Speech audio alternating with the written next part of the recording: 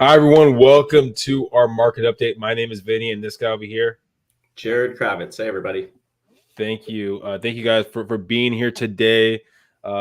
Jared, let's just jump into it. How are rates looking right now? How's the fun with all this gas, inflation, everything going on?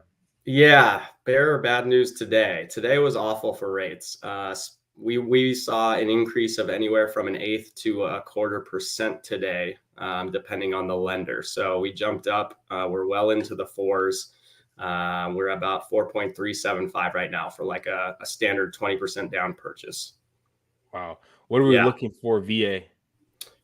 Slightly lower than that. We used to see such a big gap between VA loans and conventional loans. I think that gap has shrunk.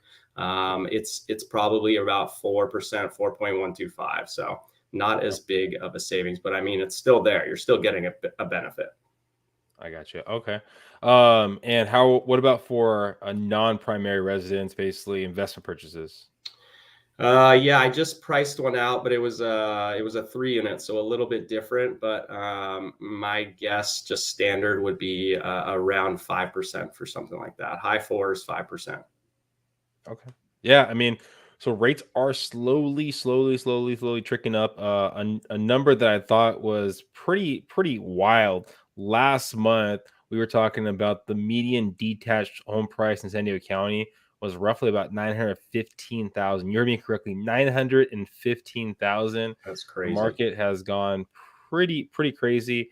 If you're watching the clicker below, this was as of last week, but you'll see that we're at about 1,500, roughly about 1,500 properties in San Diego County, 1,530. So, I mean, crazy low inventory. Pending property as of last week was 3,000. So, roughly about 2 weeks inventory as long as all those properties actually were to sell.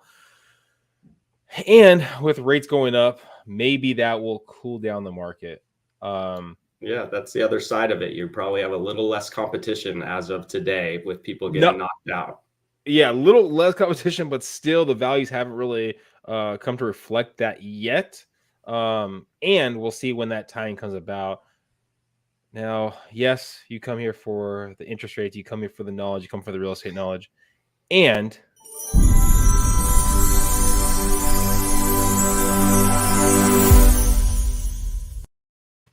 Question time. we know you want the good stuff right there. You want to basically have that chance to win $50. My number, Jared's number below for your chance to win $50.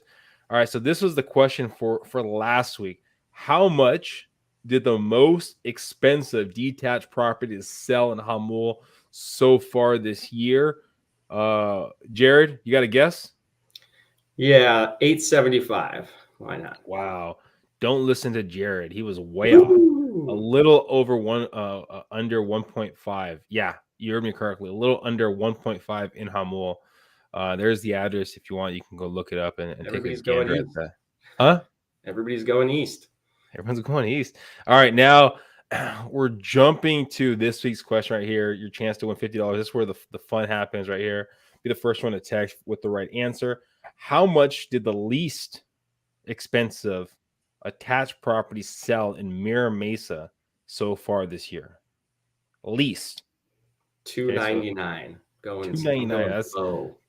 That is what Jared's going with.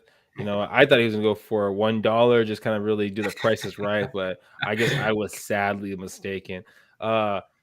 Text below for your chance to win. It doesn't cost anything. It's just a chance to win $50. All right. Jared, let's talk about, is there any kind of new programs that you kind of hear rumbling of, things that are kind of coming out? Maybe basically, and I know it's probably be very difficult to get your offer accepted, but with like any kind of grant programs, anything you're aware of? Yeah, I mean, there's a ton of grant programs available. All the down payment assistance programs, just for everybody, has gotten so much easier. There's not a big delay in the regular lending to getting your down payment assistance approved or your grant approved. They allow the lenders to do the underwriting, whereas before it was probably an extra 15 to 20 days to have that accepted and then get the funds ready for it. So that's not no longer the case. It's basically like a 2 or 3 day extra process. So I think they're actually great if you are in need of assistance or just don't want to put up the money for it. If you do qualify for down payment assistance, it is not a huge difference when making an offer, and you need to have the realtors and lenders all on the same page and really pushing that, because that makes a huge difference, and it's going to be super helpful for people. Well, things to think about. You're talking about turnaround time for some grant programs when you, I mean, based off of the turnaround time. I mean, they can be 8-10 days. I mean, I know Jared's talking about shorter windows right there, but things to look about, right? Is the idea is that we were talking about 30-day escrow was kind of the norm maybe a couple years back, and some realtors, oh, the 30 days is fine. I talked to some lenders outside of California that go 30 days, right? That's good, right? We go really fast. In San Diego, we're talking about 17 days, 21 days, 25 days. I mean, shorter the better. So it's something to really think about if let's say you have a lender that can do an 18-day escrow, right? But then now you're adding a grant program on top of it that maybe it's going to take 8 days, right?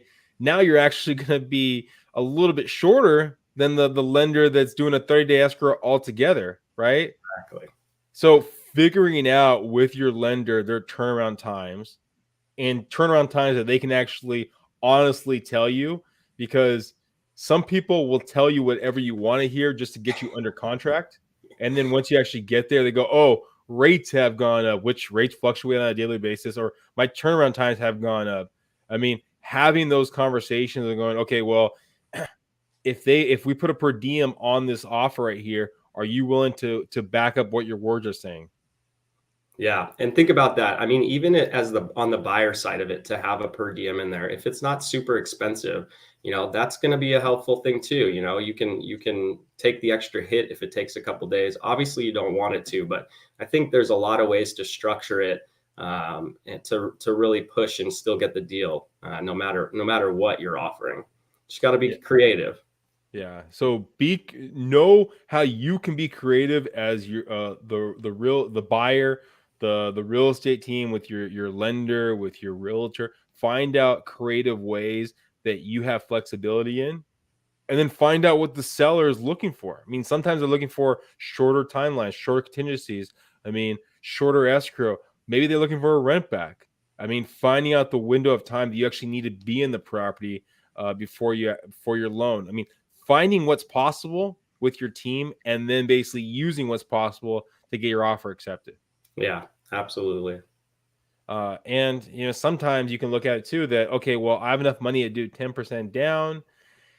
Yet, I mean, I need that buffer just in case. What if the appraisal comes in a little bit lower? Well, I can actually move down to a 5% down and use that buffer to pay towards my appraisal gap. Yeah, absolutely. All right. Any other creative ideas that you can think of, Jared, right now?